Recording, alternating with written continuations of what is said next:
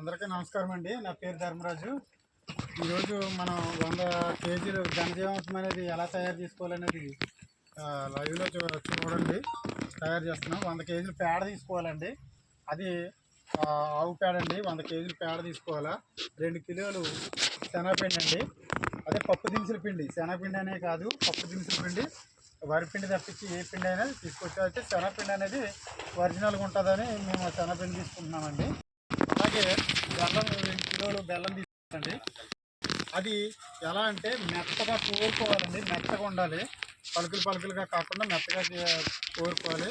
అలాగే గుప్పుడు ఆల్రెడీ అది పుట్టమట్టి గుప్పుడు తీసుకోవాలా.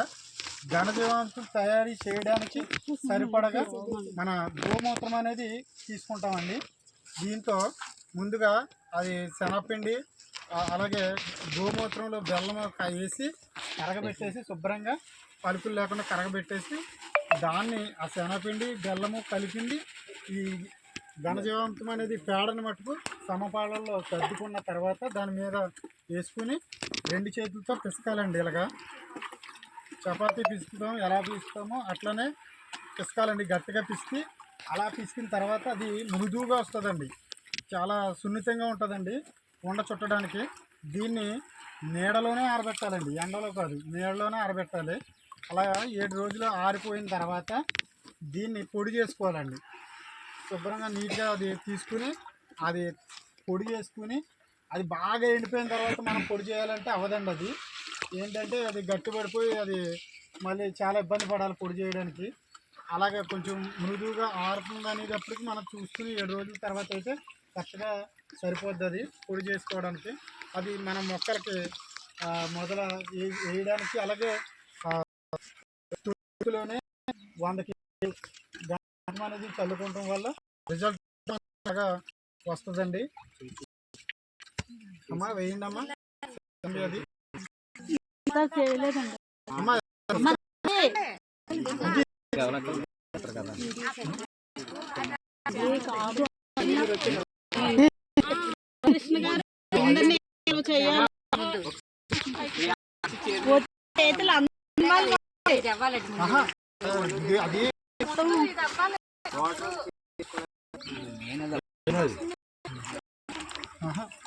గట్టిగా ఆడుకున్నట్టుంది కదా.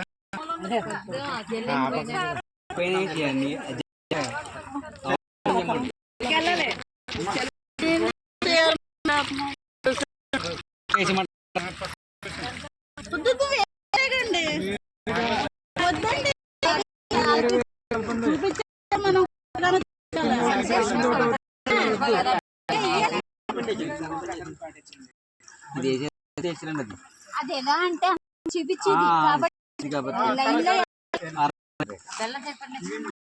అమ్మా. ఇంతకు ముందు చేసే వాళ్ళం కదా, దీనిపై శనగపిండి వేసి బెల్లం వేసేసి పుట్టమట్టి కలిపేసి ఎలా పడితే తయారు చేశారు కదా. అప్పుడు మాత్రం ఇప్పుడు చెప్పారు కదా గారు, ప్రాసెస్ లో తయారు చేస్తేనే పంట పెట్టేటప్పుడు అన్ని రకాల లాభాలు కలుగుతాయి.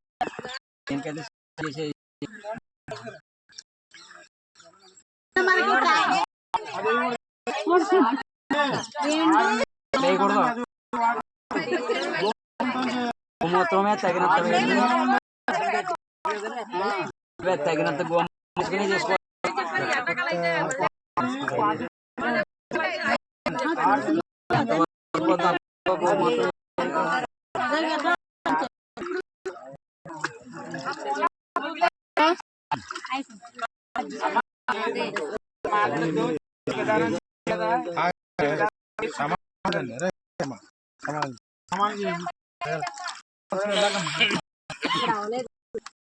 ఇక్కడ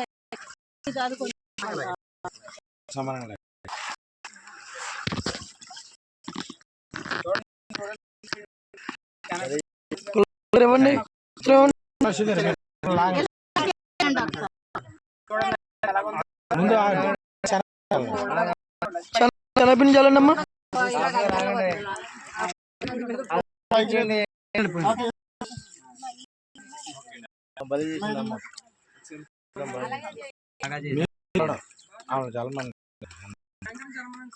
మీరే వచ్చి జలమండి సార్ కూర్చోండి మీరు అలాగా ఎనమల జలమ తెలియలేదు అది తెలుస్తుంది ఏముండకూడదు మా పెద్ద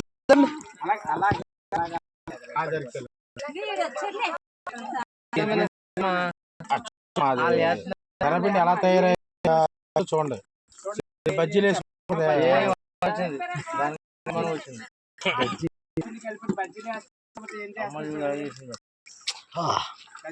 కరిగిపోయింది బెల్లం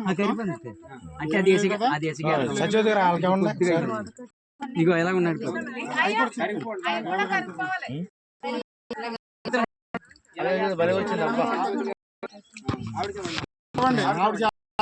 మనం కదా చాలా పానకం అంటే తీసుకోండి గోమూత్రంలో బెల్లం వేసి గోమూత్రంలో నానబెట్టి దాన్ని కరిగించి సుధా తీసుకో మొత్తం కవర్ అవ్వాలి కూర్చో చెప్పలే కాదు ఆడలు చేస్తారు నువ్వు కూర్చో కూర్చోాలి కూర్చో సరే ఒకళ్ళు రాతాలి ఇలా రాతాలి ఆవిడేమో అక్కడ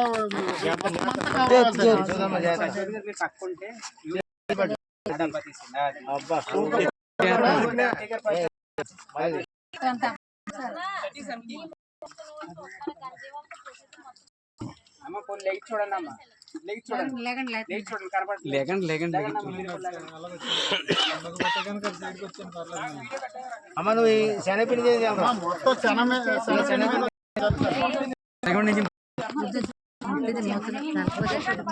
నేను